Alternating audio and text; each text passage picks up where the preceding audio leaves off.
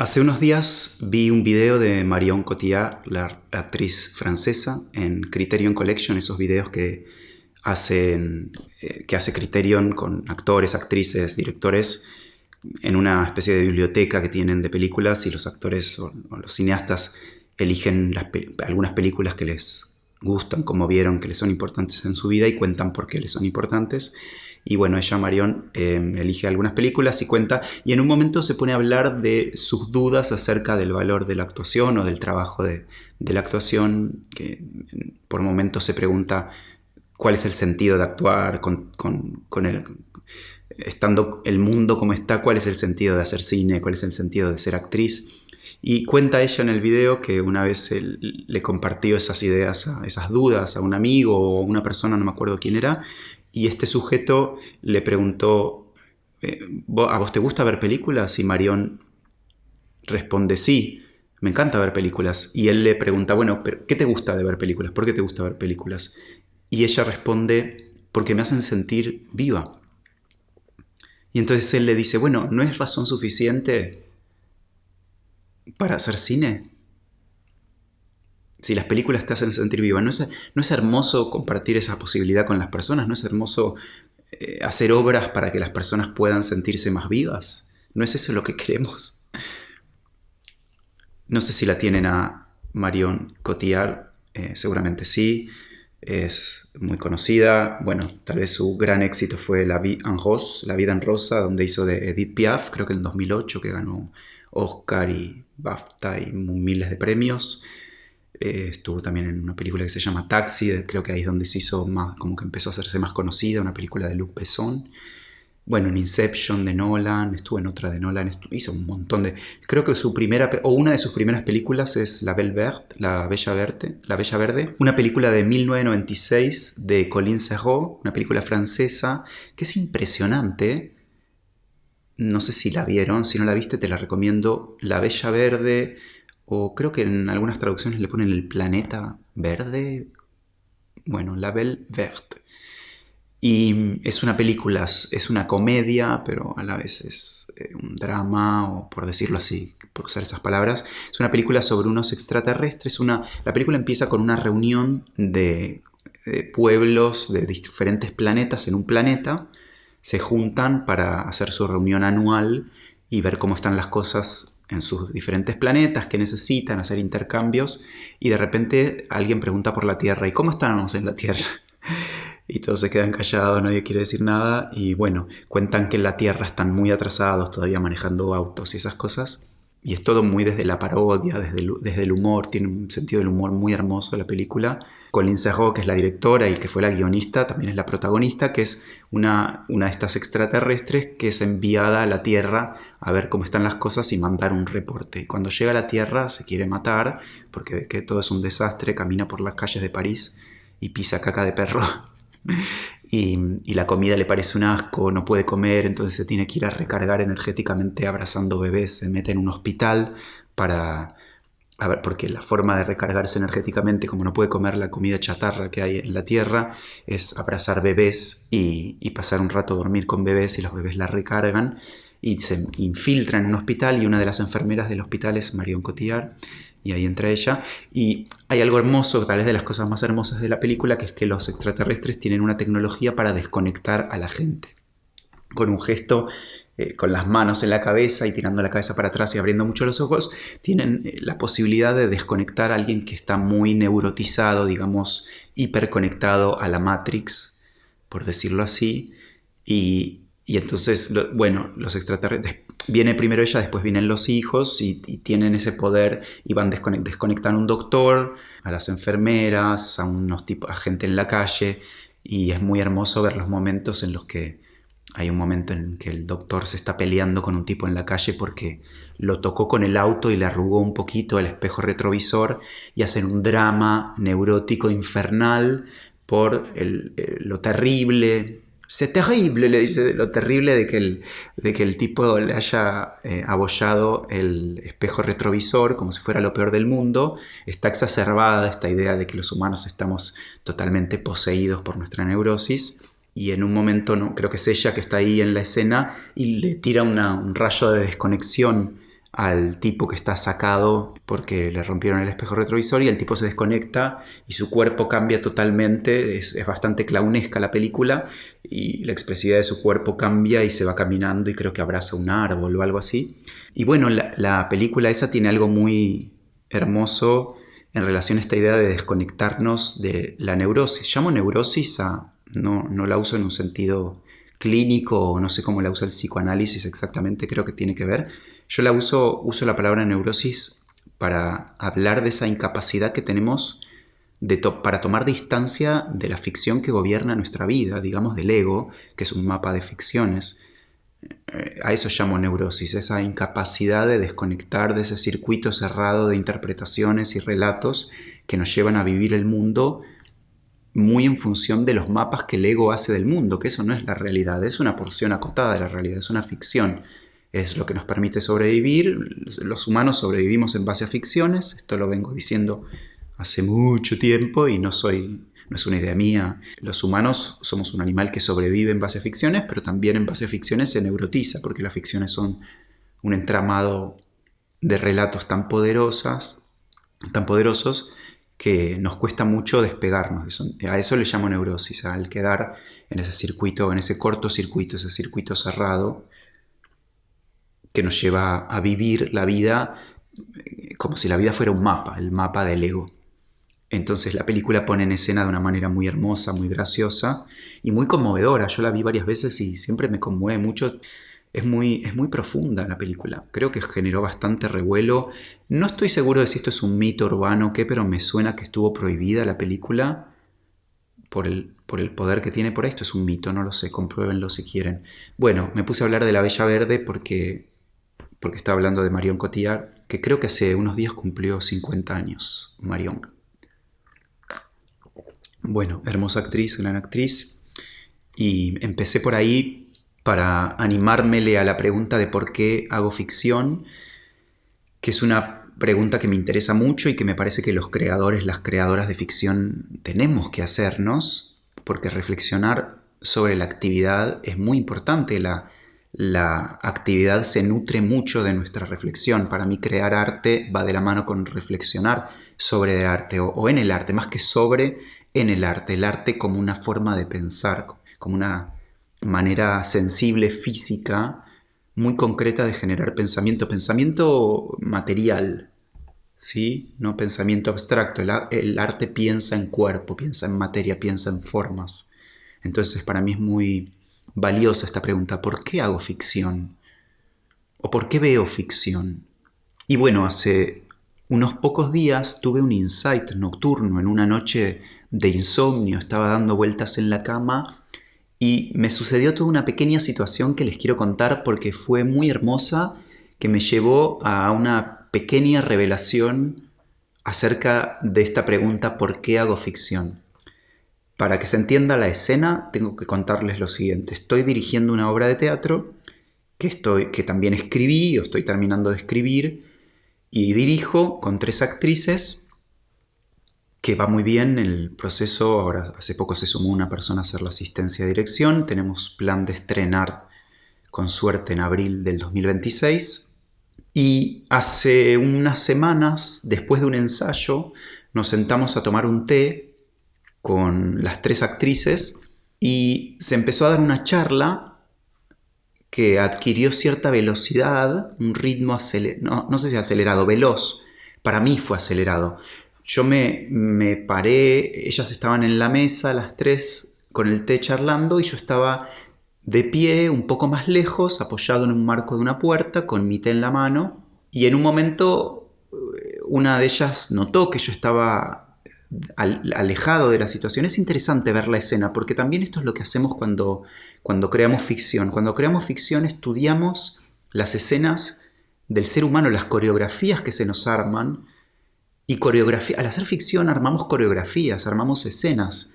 Entonces es muy rico, es muy nutritivo, es muy, para mí, interesante estudiar cómo se arman las escenas en la vida cotidiana. También puede ser peligroso porque, y a mí me pasa mucho, al estudiar corremos el peligro de quedar demasiado afuera de las escenas todo el tiempo. Yo estoy siempre con un pie afuera de las situaciones porque observo mucho los cuerpos, los ritmos, los aires, los tonos, qué tipo de palabras se usan, qué está pasando en las temperaturas de los grupos. Siempre en las situaciones grupales estoy muy atento porque soy guionista, dramaturgo, director, actor, entonces me interesa mucho estudiar el fenómeno de las coreografías, de las escenas humanas. Bueno, eso, paréntesis, cierro el paréntesis, vuelvo a la escena. Estoy yo de pie, un poco alejado, y ellas tres ahí. Y en un momento una se da cuenta de que estoy lejos y me dice algo como, te cansamos, ya te agotamos, ¿querés que nos vayamos? Como un chiste. Y yo le digo, no, estoy bien, estoy bien. Solo que cuando la conversación se pone muy veloz, a mí me cuesta, que es algo que me pasa realmente, es algo común que me pasa, que cuando la conversación social se pone muy veloz, a mí me cuesta participar, tiendo a quedarme afuera, que también es una comodidad, y en ese sentido a veces me invito a participar, pero a veces es imposible o me es muy difícil, y cuando la conversación entra en unos ritmos muy veloces, participar. Entonces les digo eso, y creo que la escena queda ahí, y vuelvo a la noche de insomnio en la cama, estoy dando vueltas, no sé por qué me acuerdo de esa situación y me empiezo a imaginar otro desenlace, que esto también es algo muy hermoso, que el otro día hablábamos en el taller de escritura, Mapas Imposibles, este valor que tiene la ficción para reescribir situaciones de la vida, situaciones que llegaron hasta un punto o fueron por un camino, y en la ficción podemos hacerlas avanzar de ese punto en el que se detuvieron o probar otros caminos, y eso es muy hermoso, es algo muy poderoso que nos da la herramienta de la ficción, que es reescribir el mundo para probar, ensayar posibilidades y diferentes sensibilidades e inteligencias vinculares diferentes. Entonces creo que inconscientemente me puse a hacer eso en la cama en el insomnio, me puse a reescribir esa escena con las actrices de la obra. Entonces cuando una de ellas me preguntaba, ¿querés que nos vayamos? No, solo es que está la conversación muy veloz y me cuesta participar. Y una de ellas, en la imaginación, que esto no sucedió en la realidad, una de ellas me preguntaba, ¿y te gustaría que fuéramos más lento? ¿Así puedes participar? Entonces ahí ya se abría algo diferente, y yo respondía en la imaginación, sí, me encantaría. Y entonces otra de ellas me decía, ¿y por qué no lo pedís? ¿Por qué no nos pedís que vayamos más lento, así podés conversar con nosotras?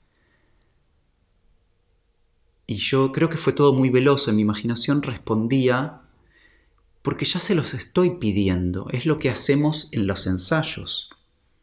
En los ensayos vamos más lento, y por eso a mí me gusta tanto trabajar, y esto también es algo que me pasa mucho, que muchas veces me resulta más fácil comunicarme con las personas en contextos de creación, como puede ser el ensayo de la obra o el rodaje de una película o algo así, que en la vida cotidiana. En la vida cotidiana me parece que nos caemos más en inercias y en modos de comportarnos más automáticos, y la ficción, el ensayo, el espacio creativo, y sobre todo de la creación cuando creamos ficción colectivamente, es inevitable tener que ralentizar y detener para poder estudiar lo que estamos haciendo.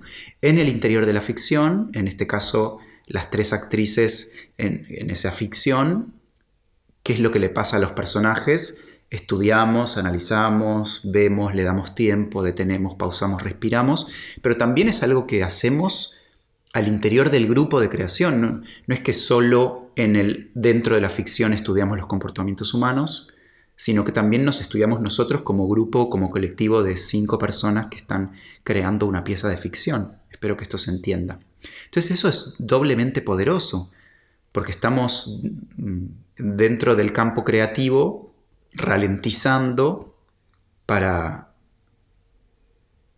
poder observarnos, para poder saborearnos, para poder disfrutarnos, para poder estudiarnos, para poder comprendernos y para poder mirar posibilidades. Y esto es algo de lo hermoso que tiene la ficción para darnos, que es que nos permite un espacio dilatado, un tiempo-espacio expandido, donde podemos dejar de funcionar en automático y decir, a ver, ¿qué está pasando? ¿Qué estamos sintiendo? ¿Qué estamos percibiendo? ¿Cómo nos estamos relacionando? ¿Cómo estamos dialogando? ¿Podría ser diferente? Probemos si es diferente, a ver si vamos por acá. Eso nos permite la ficción, ensayar posibilidades. Si en la vida cotidiana vamos tan a las chapas, como se dice en Buenos Aires, si vamos tan al palo, otra expresión, si vamos tan, no sé cómo decirlo, aceleradamente en busca de la supervivencia, simplificando la vida tanto para sobrevivir, a puro mapa, bueno, la ficción nos permite detener esa inercia, detener esa obsesión por la supervivencia, dejar el mapa un poco de lado, al menos un rato, y hacer contacto con algo más complejo, más amplio. A eso me refiero con complejidad. Complejidad no es complicación. Cuando hablo de la palabra complejidad no me refiero a retorcijón mental o a neurosis, para nada.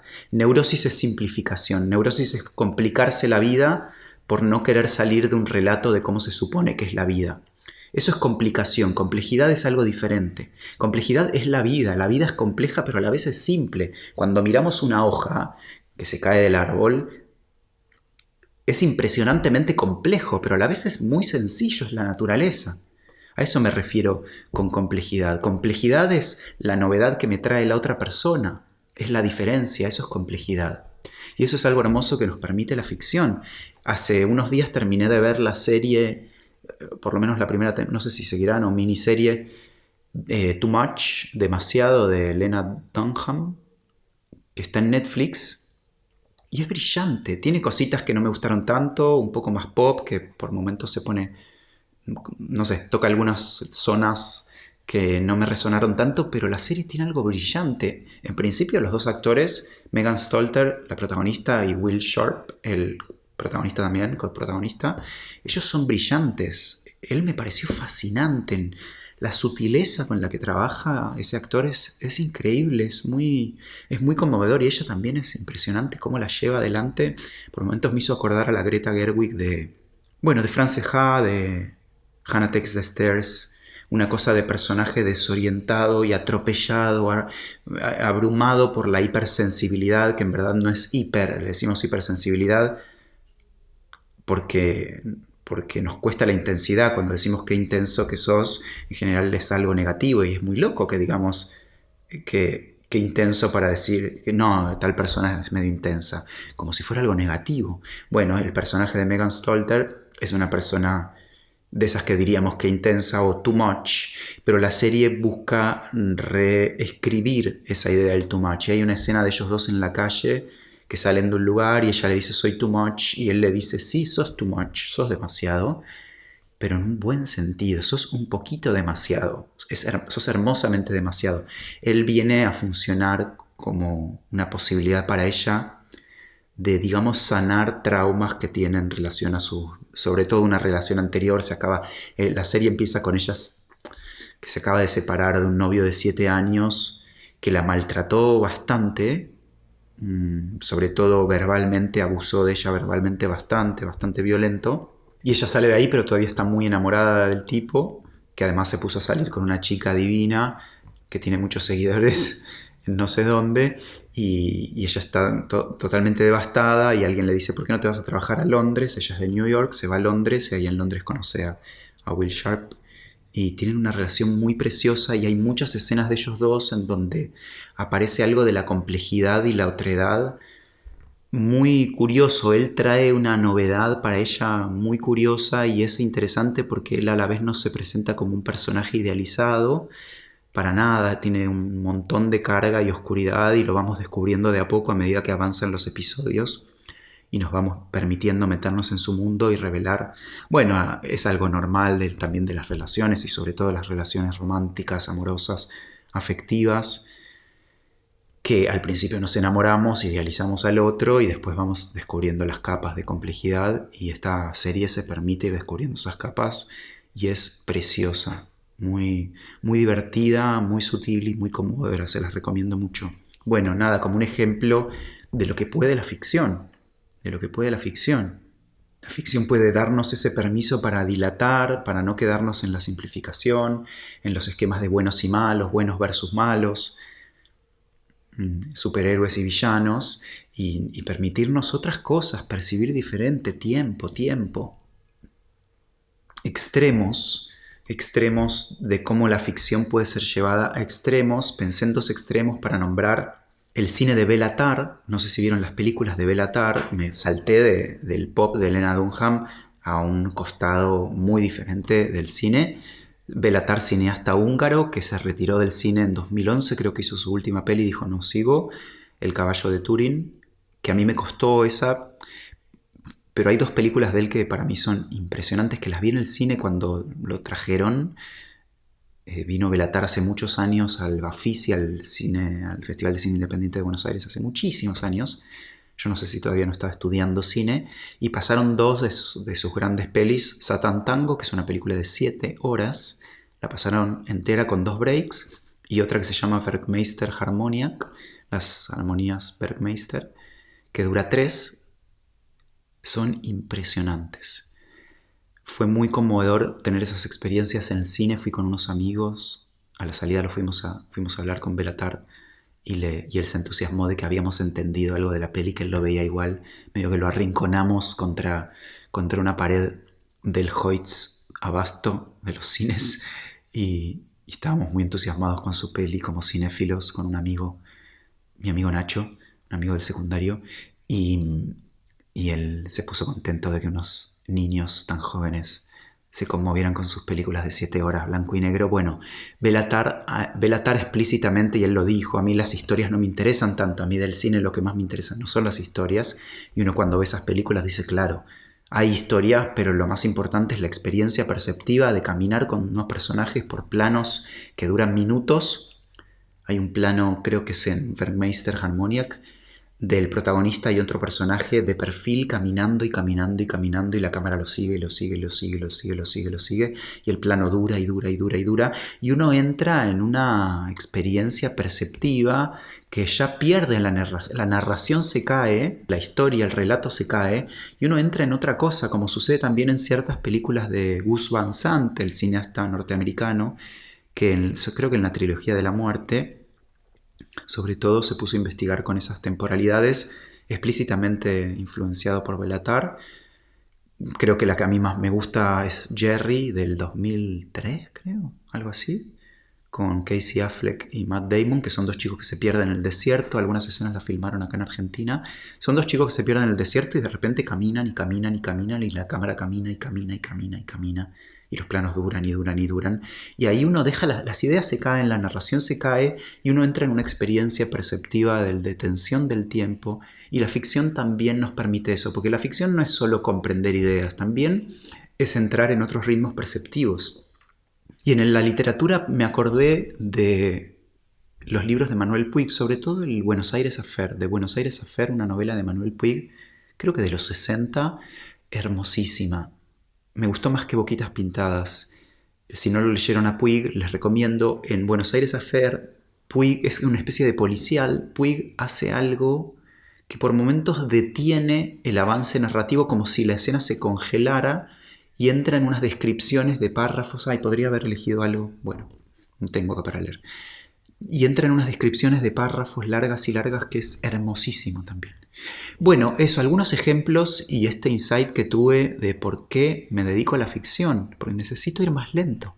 Ese fue mi insight, necesito detener el tiempo, necesito prestar más atención. Al hacer ficción, o al ver ficción también, o al leer ficción, nos tomamos tiempo para observar el comportamiento de los personajes, abrimos espacio entre las reacciones de los personajes, y así, dándole atención a la coreografía de los encuentros, a la coreografía sensible de los encuentros, le permitimos a esos cuerpos relacionarse de modos diferentes que la vida cotidiana, llena de las inercias de la supervivencia, gobernada por las inercias de la supervivencia, no nos permite. Alguien decía que la materia prima principal de la ficción es el comportamiento humano. Yo agregaría también la mirada sobre ese comportamiento, la forma en que leemos ese comportamiento, y cómo el comportamiento está profundamente condicionado por esas maneras en que es leído, mirado. ¿Dónde se pone la cámara? No es un cómo para un qué que viene antes. ¿Dónde se pone la cámara? Construye el qué. Pienso que en la vida estamos tan movidos por las ficciones, por las creencias, por las películas que nos hacemos en la cabeza, que vamos a los tumbos por la vida cotidiana como en una rueda imparable, como en una inercia, y el arte de la ficción me parece que nos permite detener esa inercia, la inercia de las ficciones cotidianas, y estudiarnos, explorarnos, sentirnos más profundamente. Cuando hacemos ficción, estudiamos el comportamiento, las razones y las sensaciones que nos mueven a hacer lo que hacemos. Pero a veces también, sobre todo al hacer ficción o al analizar una película, por ejemplo, o un libro, a veces también nos ponemos demasiado lógicos y pretendemos entender cada cosa de una escena como producto de una idea o de una motivación. Sin darnos cuenta, aplastamos la vida de las escenas con nuestra sagacidad, con nuestra inteligencia lógica, racional. Entonces, cuando nos damos cuenta de eso, podemos dar un paso atrás y volver a un estado de desconcierto, porque tal vez lo más valioso de la ficción no sea entender por qué nos comportamos como nos comportamos, sino entrar en ritmos perceptivos, sensibilidades diferentes. Y eso es algo hermoso que nos permite, por ejemplo, el cine de John Cassavetes, que es que nos desconcierta mucho. Es muy difícil en el cine de Cassavetes, como dice George Cubaros en este libro Where Does It Happen? ¿Dónde es que ocurre? Un libro sobre el cine de Cassavetes. El cine de Cassavetes cuando lo vemos, nos cuesta mucho entender exactamente qué es lo que está pasando en las escenas. Nos regala la posibilidad de ese desconcierto, de no cerrar, de no terminar de entender. Hay personas que dicen que hacen ficción o arte para darle sentido a las cosas, a la vida. Para mí funciona más bien al revés. Porque para mí la vida humana está saturada de sentido. Vivimos muy enterradas en historias, en mapas, en lo que comprendemos o creemos comprender de las cosas. Y pienso que el arte, más que para dar sentido a esa experiencia, más que para ordenar, está para desordenar. Más que para seguir generando mapas, está para desarmar el mapa, para sacudir los mapas, para desconcertarnos, para liberarnos del sentido. Para, como decía Donald Foreman, el cineasta irlandés, liberarnos de la obsesiva necesidad de hacer sentido. Donald Foreman decía que tal vez una de las funciones del arte es la de liberarnos de esa obsesiva necesidad de hacer sentido. No se trata de liberarnos del sentido, porque la vida también tiene sentido y es hermoso y necesario, y también es hermoso ver una película y crear sentidos y reflexionar sobre los temas y las ideas, pero también una de las funciones de la película o del arte, de una novela o lo que sea, también es darnos la posibilidad de liberarnos de la obsesión por el sentido. No todo tiene que tener sentido. Y esto tal vez es algo de lo que propone Juan José Saer en su texto sobre la poesía. Saer dice que el lenguaje poético nos sirve para extrañar la percepción cotidiana y devolvernos a una especie de naturaleza. Porque vivimos muy encerrados en relatos, y el arte de la ficción nos permite reconocer esa inercia de cómo estamos funcionando siempre igual de acuerdo a los relatos, la inercia narrativa que nos lleva a reaccionar a las cosas de acuerdo a eso que llamamos ego, el ego como un viejo mapa. Y nos permite, la ficción nos permite respirar entre los fotogramas de la peli cotidiana, La ficción nos permite dar aire, abrir espacio entre los fotogramas de la vida cotidiana, desajustar la inercia de la vida cotidiana, reconocer que eso que percibimos como la continuidad narrativa de nuestra vida cotidiana en verdad es un tejido de fragmentos, la peli de la vida. ¿Por qué decimos, no, me hice la peli, o no, estoy viviendo una peli? Usamos mucho el cine como metáfora. Me hice la peli, decimos, para explicar que nos dejamos llevar por una serie de ideas. ¡Wow, qué peli!, decimos cuando alguien está viviendo algo intenso o absorbente. Y a mí esas metáforas por momentos me duelen porque estamos usando la idea del cine o de la peli en un sentido negativo, despectivo, y considero que el cine es, o en todo caso puede ser, mucho más que una ilusión absorbente y hechizante en la que nos encerramos y que nos atrapa. Obviamente nos atrapa, y de ahí las derivas políticas del problema de la ficción. Y con esto voy cerrando. ¿Por qué un gobierno le tira bombas a una serie de barcos de personas, de civiles, que van pacíficamente a ayudar a un pueblo encerrado injustamente? No veo otra explicación más que las bombas son arrojadas por un ego aterrado, y esto no es para justificar para nada ni para perdonar, mucho menos, es para comprender. Necesitamos comprender, como dice Dia Khan, necesitamos comprender qué lleva a un gobierno a tirar bombas a un país desnutrido, a desnutrir a un pueblo. Por poner el ejemplo más fuerte de lo que está ocurriendo en estos días en el mundo. ni hablar de todo lo demás. ¿Qué nos lleva a violentarnos con la otredad? ¿Qué nos lleva a maltratarnos a los seres humanos unos con otros?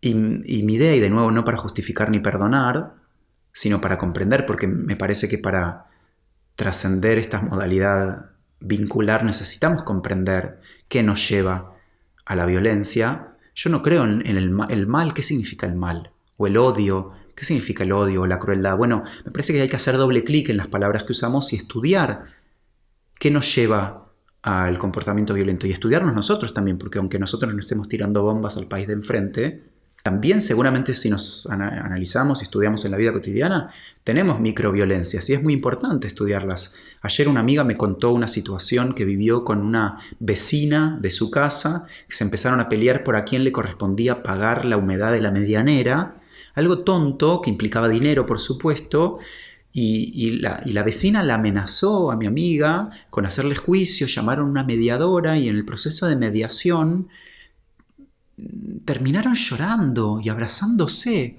Y yo escuché esta historia, me lloré también y dije, wow, es esto, está acá. Estos pequeños gestos de reescribir estas historias de antagonismo. ¿El antagonismo de dónde surge? Y de que nos hicimos la peli, de que nos comimos una ficción y no podemos salir de esa neurosis. Entonces la ficción tiene un poder político muy fuerte porque nos permite reconocer la neurosis y abrirla, ir desajustándola, reescribirnos.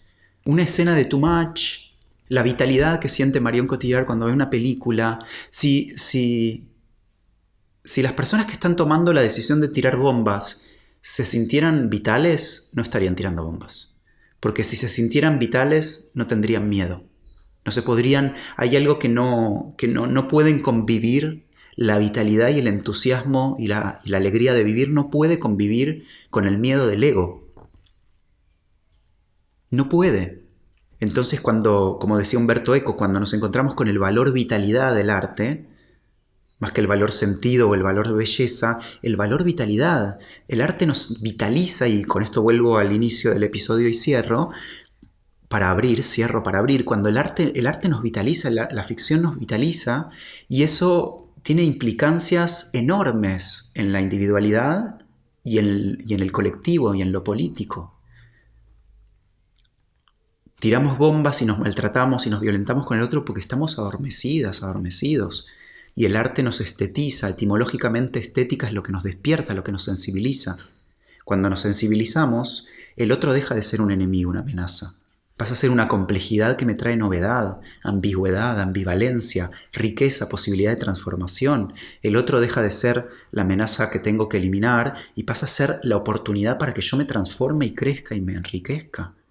Y eso nos da la ficción como posibilidad, esa enorme vitalidad.